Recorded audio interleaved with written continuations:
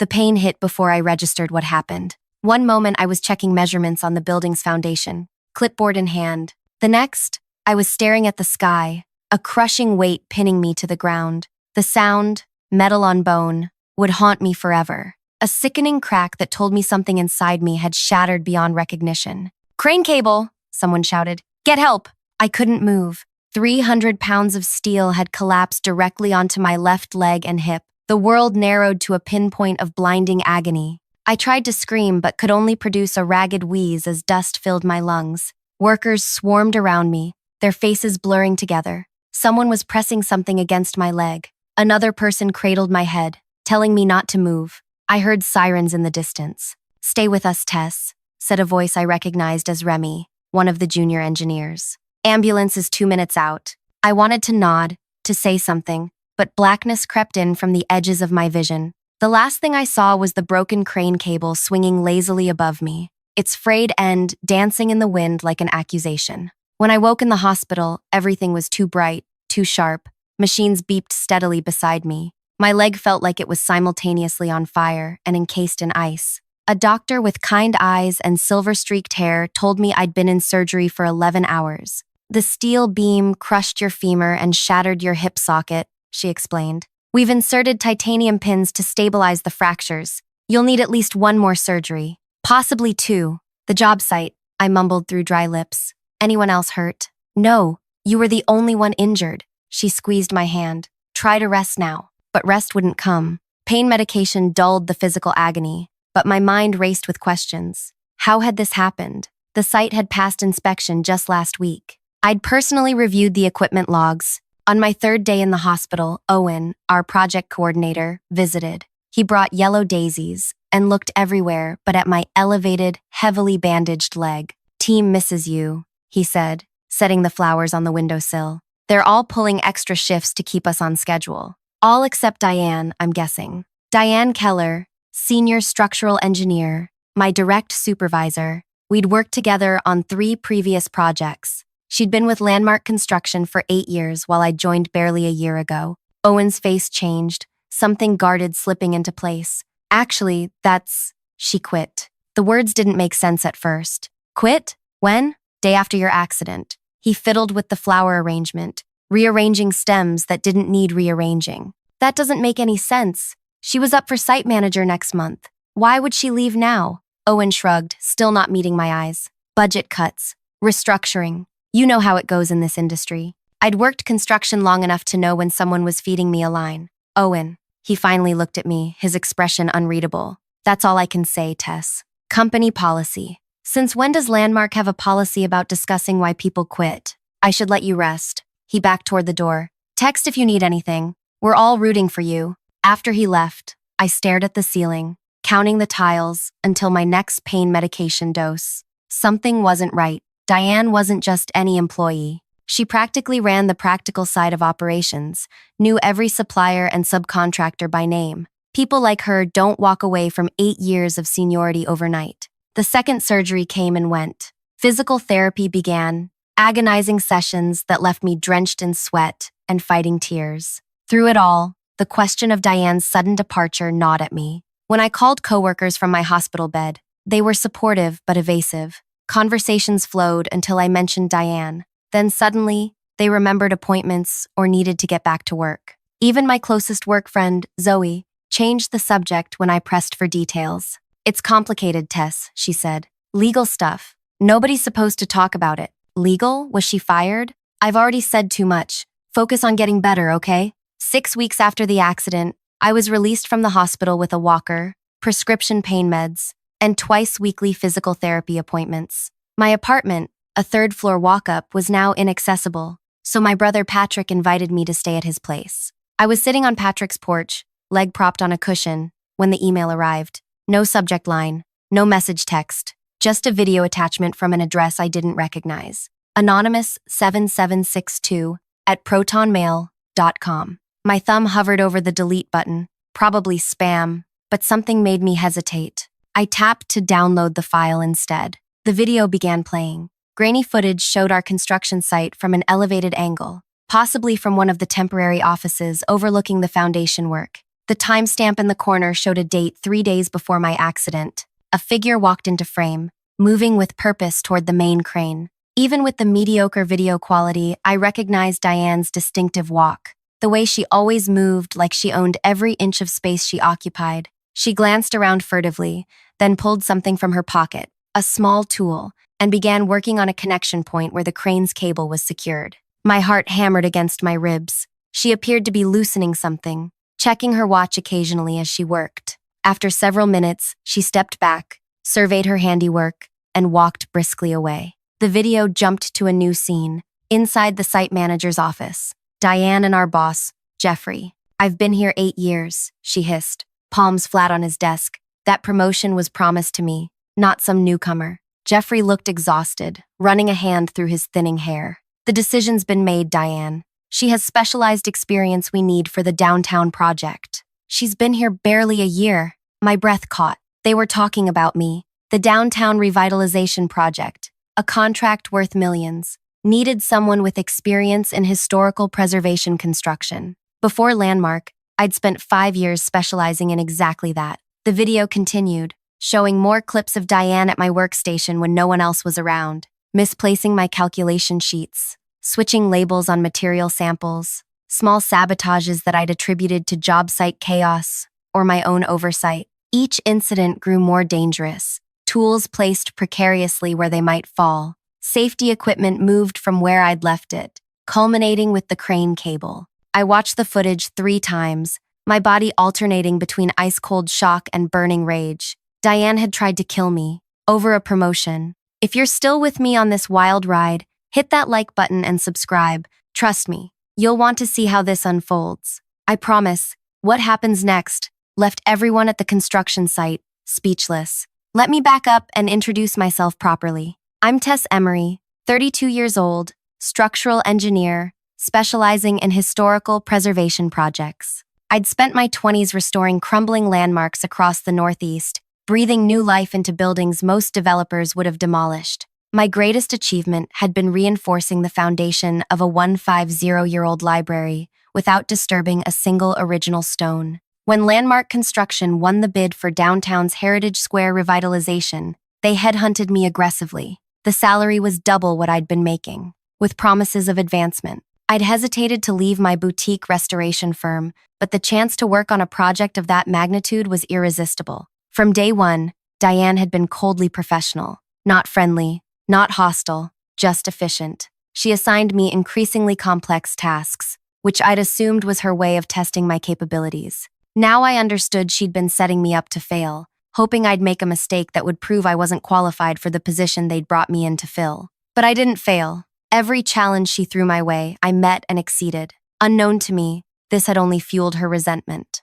I called the police immediately after watching the video. 2 officers arrived at Patrick's house within the hour. They viewed the footage, took my statement, and promised to investigate. "This is serious," said Officer Lynn, the older of the 2. "Tampering with equipment on a construction site is a felony." "She tried to kill me," I said, my voice shaking. The younger officer looked uncomfortable. "The video shows tampering, yes, but proving intent to cause serious bodily harm versus creating a dangerous situation is legally complex. She loosened a crane cable that dropped 300 pounds of steel on me. We'll need to identify who recorded this footage," Officer Lynn said. "Anonymous digital evidence is problematic in court. Do you have any idea who might have sent this?" I shook my head. In the following days, I forwarded the email to the police, who tried to trace it without success. The video had been carefully stripped of identifying metadata. 2 weeks later, I met with Detective Walsh at the precinct. Her expression told me everything before she spoke. "The district attorney doesn't believe we have enough for criminal charges," she said. "Without the original footage and witness testimony about who recorded it, there are too many evidentiary issues." "What about the tampering itself? You can see her doing it." We questioned Miss Keller. She claims she was tightening the coupling, not loosening it. Without the original unedited footage, we can't definitively prove otherwise. "And the other sabotage incidents?" "Minor enough to be explained as workplace disorganization." She looked genuinely apologetic. "I believe you, Miss Emery, but belief isn't enough for charges." I left the police station feeling hollow. That afternoon, a representative from Landmark Construction called. "We'd like to offer a settlement," he said smoothly. "Medical expenses plus 12 months' salary. We'll need you to sign a confidentiality agreement, of course. You know what happened, don't you? You've seen the video." A pause. "We're offering this settlement without any admission of liability. It's generous under the circumstances."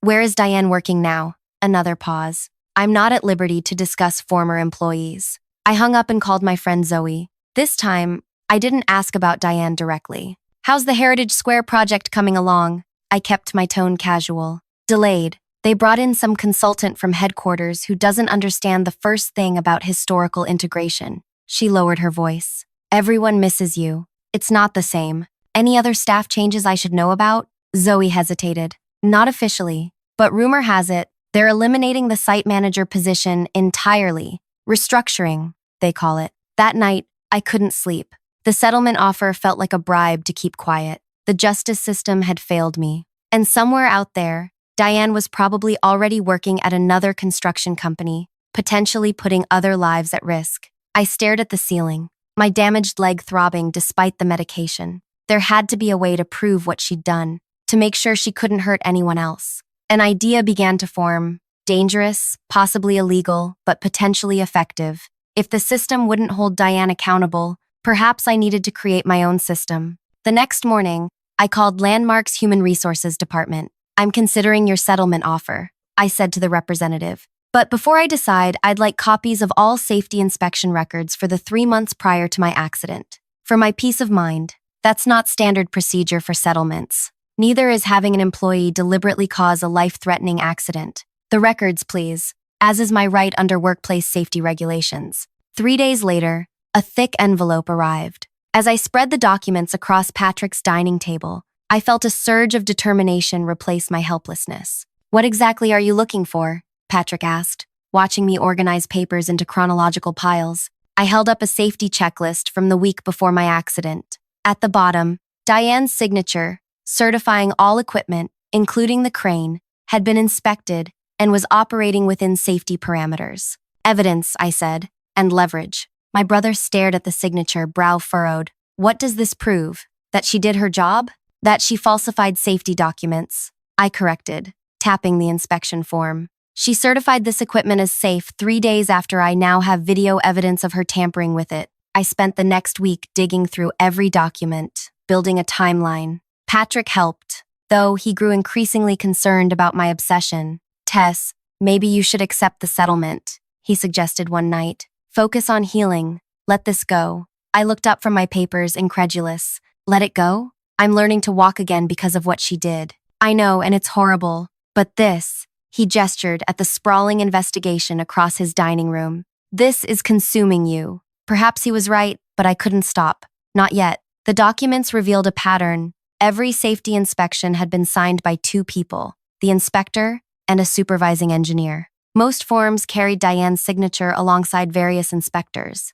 She'd been the gatekeeper of safety for years. My next step required expert help. I contacted Miranda Chen, an industrial engineer I'd worked with on a previous restoration project. We met at a cafe near my physical therapy center, where I could elevate my leg discreetly. "This is a serious accusation," Miranda said after I explained the situation. "Construction equipment tampering isn't something people typically survive. The police won't pursue it without the source of the video. The company wants me to sign away my right to sue." Miranda studied the inspection documents. Modern cranes have sensor systems that record operational data, load weights, extension angles, cable tension. The manufacturer should have those records. Would they share them? Not voluntarily. But if you filed a formal complaint with the Construction Safety Board citing equipment failure, they'd be legally required to provide relevant data. That afternoon, I submitted a detailed complaint to the state's Construction Safety Board. I carefully avoided accusations against Diane,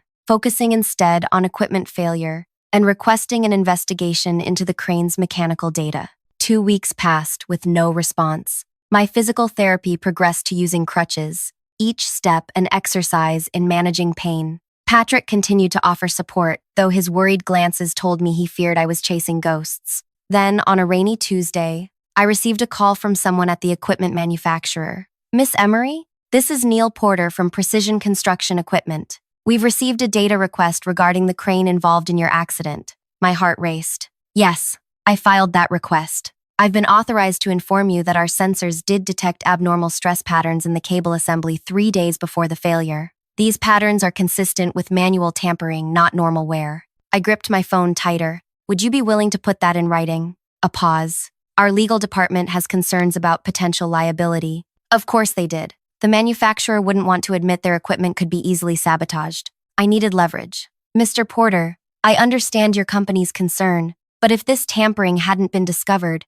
how many other construction workers might be at risk from similar sabotage? Wouldn't your company want to address any potential safety vulnerabilities? Another pause, longer this time. I'll speak with legal again. In the meantime, we're implementing additional tamper-evident seals on all our new equipment. A small victory, but not enough. I needed Diane's name formally connected to the tampering. My next call was to Landmark's safety compliance officer, a woman named Georgia, who'd always struck me as principled. I explained my suspicions carefully, emphasizing that I wasn't accusing the company of wrongdoing, only asking for help understanding what had happened. "I can't discuss an ongoing internal matter," Georgia said stiffly. "So there is an internal investigation?" "I didn't say that." "Georgia, please. I nearly died. I just want to know why." A long silence followed.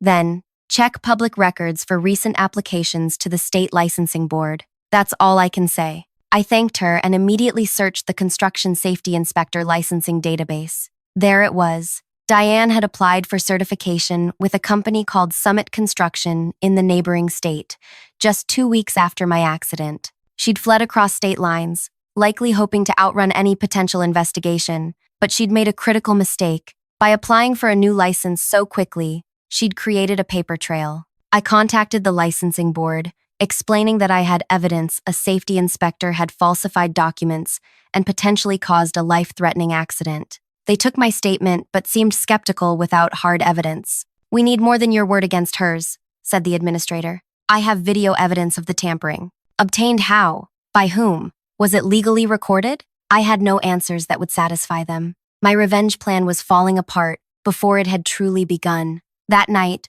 I sank into despair. The pain in my legs seemed to intensify with my frustration. 3 months of my life had been stolen already. Years of physical therapy lay ahead, and Diane would simply move on, endangering others when things didn't go her way. I was about to give up when Patrick knocked on my door, holding his laptop. "I think I found something," he said, sitting beside me. "I've been searching social media for anyone who might have worked with Diane before Landmark." On screen was a private message from someone named Amber. "I saw your post asking about Diane Keller. We worked together at Riverside Construction 5 years ago. There was an incident. Call me." The next day, Amber and I spoke for over an hour. She described how a foreman had suffered a freak accident after selecting another engineer for a prestigious project instead of Diane. No one had suspected foul play at the time. "He fell from scaffolding that had passed inspection that morning," Amber explained. "Broke his back, never worked construction again." Did he ever suspect Diane?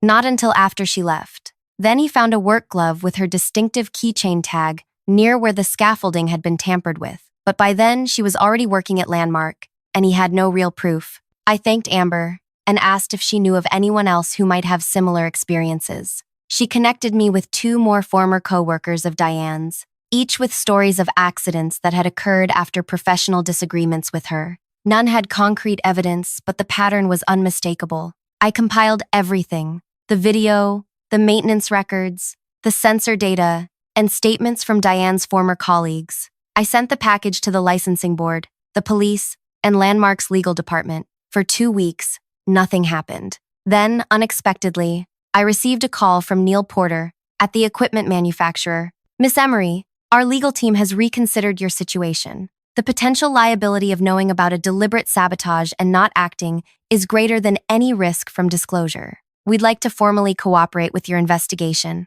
"What changed your mind?" "Let's just say someone in our upper management has a daughter in construction." Your story hit close to home. With the manufacturer's support, the licensing board reopened their investigation. The police still wouldn't file criminal charges, but the professional inquiry gained momentum. I was making progress when disaster struck. Patrick called me at physical therapy, his voice tight with concern. "Someone broke into the apartment while I was at work. They took your laptop and all the documents you've been collecting. My blood ran cold. All of them? Even the backup drive? Everything related to your case. Nothing else was touched. I knew immediately who was behind it. Diane must have learned about my investigation. She was eliminating evidence. When I arrived home, the apartment looked undisturbed except for my missing materials. The police took a report, but offered little hope of recovery. Professional job, the officer noted. No fingerprints, no forced entry. They knew exactly what they wanted. I sat on the couch, devastated.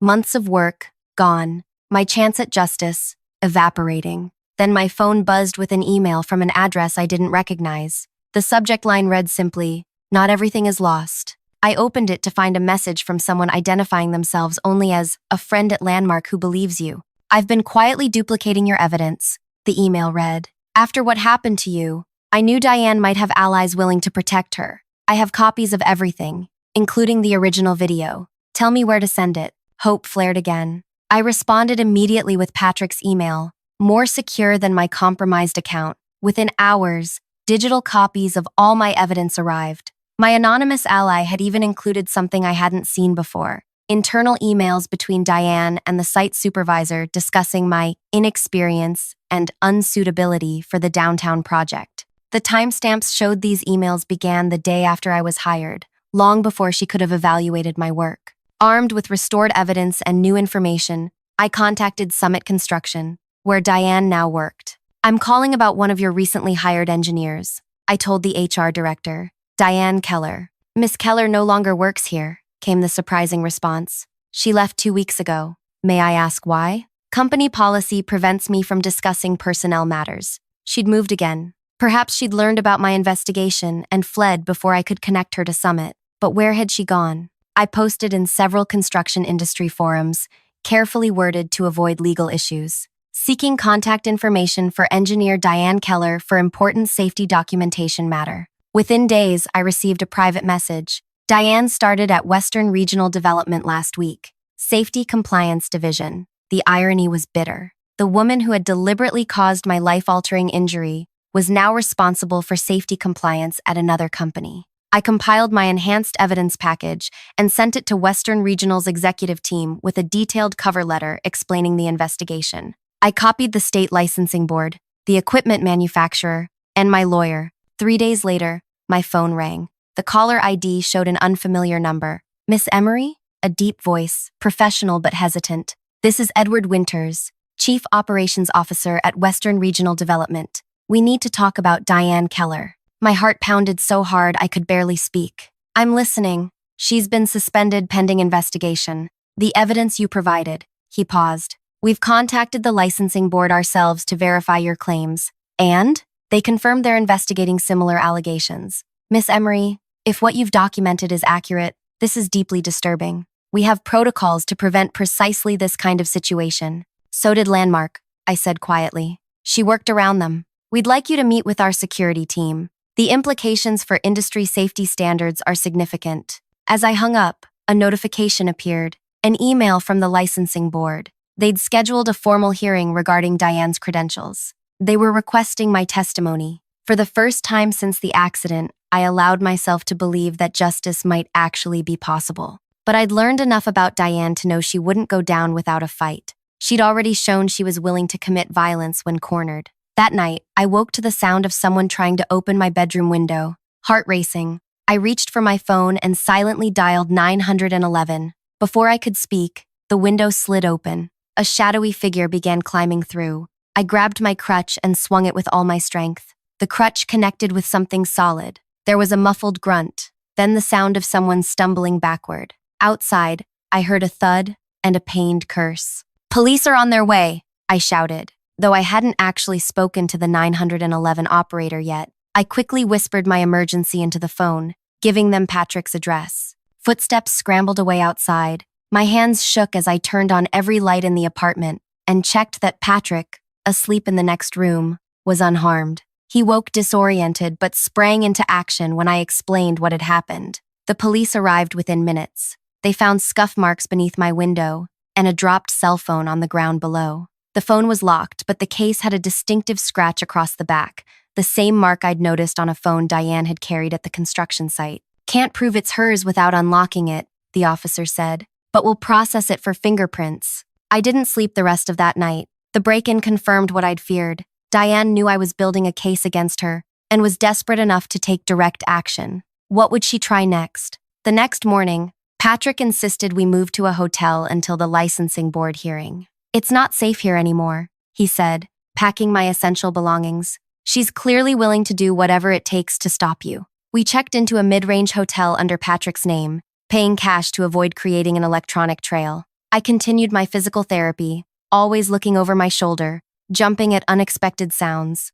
A week before the hearing, I received a disturbing call from Western Regional Development. Miss Emery, I'm afraid we've hit a complication, Edward Winters said, his voice tight. Diane has retained legal counsel who is threatening to sue for defamation if we continue to cooperate with your claims. My stomach dropped. You're backing out? Not exactly. But our legal department is advising caution. The video evidence is problematic without establishing who recorded it. So you're choosing potential liability over actual safety? A heavy sigh came through the line. We're suspending her during our internal review, but we may need to limit our involvement in the licensing hearing. Another setback. It seemed every time I made progress, the system erected new barriers. The licensing board hearing was my last real chance at justice. 2 days later, Miranda called with news. The equipment manufacturer contacted me, she said. They've reviewed all the sensor data from similar cranes at other construction sites. They found 3 more instances of tampering with the same signature pattern as yours. Where? All at sites where Diane worked before Landmark. They're sending the data to the licensing board and reporting it to OSHA. A flicker of hope. Independent evidence of a pattern might be what we needed to overcome the questions about the video's source. The day of the hearing arrived with slate-gray skies and a biting wind. I entered the government building on crutches, Patrick beside me carrying my documentation. The boardroom was smaller than I'd imagined, with a long table where 5 stern-faced board members sat reviewing materials. Diane was already there, dressed in a conservative gray suit, her attorney whispering in her ear. She glanced up when I entered, her expression flat except for a momentary flash of something cold in her eyes. The hearing began formally, with the board chairwoman explaining the purpose, to determine if sufficient evidence existed to revoke Diane's engineering safety certification based on allegations of falsified documents and willful endangerment. Diane's attorney spoke first, painting her as a dedicated professional being targeted by a disgruntled colleague who'd received a promotion she coveted. Miss Keller has an unblemished 8-year record, he argued. The video evidence against her was obtained illegally and has been edited to create a false narrative. When my turn came, I spoke clearly despite my nerves. I detailed the inspection records showing Diane's signature certifying equipment she had tampered with. I presented the sensor data from the manufacturer showing patterns consistent with deliberate sabotage. This wasn't an isolated incident, I concluded. The manufacturer has identified similar tampering patterns at 3 other sites where Miss Keller worked. The board members listened attentively, occasionally asking pointed questions. The chairwoman seemed particularly interested in the timeline of events following my accident. Miss Keller, why did you resign immediately after Miss Emery's accident? She asked directly. Diane's composure slipped slightly. I received a better offer from Summit Construction. The timing was coincidental. Yet, you left Summit after only 3 weeks, correct? And then joined Western Regional? I found their corporate culture more aligned with my professional goals, Diane replied smoothly. The hearing stretched for hours. As it neared conclusion, I felt increasingly uncertain. The board seemed troubled by the evidence, but also concerned about procedural issues. Would it be enough? Then the boardroom door opened, and a man I didn't recognize entered. He spoke briefly to the board secretary, who passed a note to the chairwoman. She read it, her eyebrows rising slightly. We'll take a 30-minute recess, she announced. During the break, I paced the hallway, trying to manage my anxiety. Patrick brought me water and a sandwich I couldn't stomach. When we returned to the boardroom, I noticed a laptop had been set up at the end of the table. The chairwoman called the hearing back to order. We've received new evidence that the board needs to consider, she announced. A witness has come forward. The laptop screen flickered to life, showing a video conference connection. A face appeared, familiar, though I couldn't immediately place it. Please state your name for the record, the chairwoman requested. James Holden, the man said, former security contractor for Landmark Construction. I suddenly recognized him, one of the security guards who monitored the job site cameras. He had always been friendly, offering coffee when I arrived early for shifts. Mr. Holden, please explain your relationship to this case, the chairwoman prompted. I was responsible for security camera maintenance at the landmark site where Miss Emery was injured, he explained. During routine system checks, I observed Miss Keller's suspicious behavior around equipment. Diane's attorney interrupted. This testimony is irrelevant. Mr. Holden is no longer employed by Landmark and has no standing. I installed additional cameras, James continued firmly, off-network, after noticing equipment irregularities that coincided with Miss Keller's inspection rounds. The room fell silent. You recorded the video submitted as evidence? The chairwoman asked. Yes. I didn't come forward immediately because I wasn't supposed to install unauthorized cameras. I risked my job doing so, but after learning how serious Miss Emery's injuries were, I anonymously sent her the footage. Diane's face had drained of color. Her attorney whispered urgently to her. I have the original unedited footage, James added, and footage from multiple angles showing repeated tampering incidents. The board reviewed the new evidence while we waited outside. When we returned, the chairwoman's expression had hardened. Based on the testimony and evidence presented today, this board finds clear and convincing evidence that Diane Keller falsified safety documentation and willfully created hazardous conditions, she announced. Her engineering safety certification is hereby revoked, effective immediately. Additionally, we are referring this case to the district attorney's office for potential criminal charges. Diane stood abruptly. This is a setup, she hissed, glaring at me. You'll regret this. Two security officers stepped forward as her attorney urged her to remain calm. They escorted her from the room while I sat, stunned by the sudden victory. Outside the hearing room, James waited. I approached him, still leaning on my crutch. Why didn't you come forward sooner? I asked. He looked down. Fear. I have a family to support. Landmark would have fired me for installing unauthorized cameras, even with good intentions. But I couldn't stay silent knowing she might hurt someone else. Thank you, I said simply, words inadequate for what his testimony meant. There's something else you should know, he added, lowering his voice. After reviewing all my footage, I found evidence of Diane tampering with equipment near other employees who challenged her. Nothing as serious as what happened to you, but the pattern was clear. I nodded, not surprised, but still disturbed by the confirmation. Are you submitting that evidence too? Already have, to OSHA and the district attorney. That night, while Patrick celebrated our victory with takeout and cheap champagne, I felt strangely hollow. The revocation of Diane's certification was significant, but would it truly stop her? She'd already demonstrated her willingness to operate outside the rules. My answer came 3 days later when the district attorney's office called. They were filing criminal charges against Diane: reckless endangerment, workplace sabotage, falsifying safety documents, and attempted breaking and entering. The fingerprints on the dropped phone matched hers, and James's additional footage provided damning evidence of premeditation. She was arrested that afternoon at a bus terminal, apparently planning to flee the state. The news carried her mugshot, her expression a mixture of fury and fear. I thought this would bring closure, but something still felt unfinished. Diane might serve time, but what about the system that had allowed her to endanger lives across multiple companies? What about the next person willing to risk others' safety for personal gain? That's when I realized what my true revenge needed to be. I declined Landmark's improved settlement offer. Instead, I contacted an old colleague who worked as a consultant for OSHA. I want to propose new safety protocols, I told her. Mandatory dual verification systems for all critical equipment inspections. Tamper, evidence seals on safety components. Anonymous reporting systems for workers who observe safety violations. That's ambitious, she replied. You'd need industry buy-in, not just regulatory approval. I know, and I need your help to make it happen. Over the next 6 months, as my physical therapy progressed from crutches to a cane, I developed the framework for what would become the Construction Safety Verification Protocol.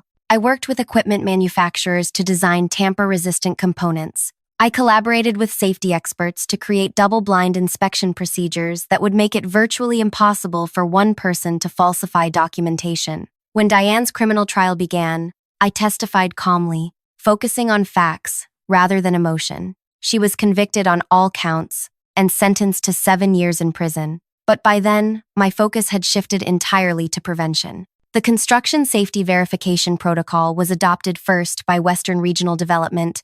Edward Winters had become a surprising ally after seeing the extent of the evidence against Diane. Other companies followed, particularly after the equipment manufacturer made compliance with the protocol a condition of their warranty coverage. 1 year after my accident, I stood without assistance at an industry conference, presenting the newly mandated safety systems to hundreds of construction professionals. My leg would never be fully healed. I would always walk with a slight limp, always feel the weather changing in the titanium pins, holding my bones together, but I had found purpose in my pain. Diane had tried to destroy me because I received an opportunity she believed belonged to her. In her twisted logic, my success meant her failure. But her actions had inadvertently launched me into a position of industry-wide influence that far exceeded the promotion she'd coveted. When Landmark approached me again, it wasn't with another settlement offer, but with a job proposal: safety compliance director for the entire company, including oversight of the downtown project that had started this whole nightmare.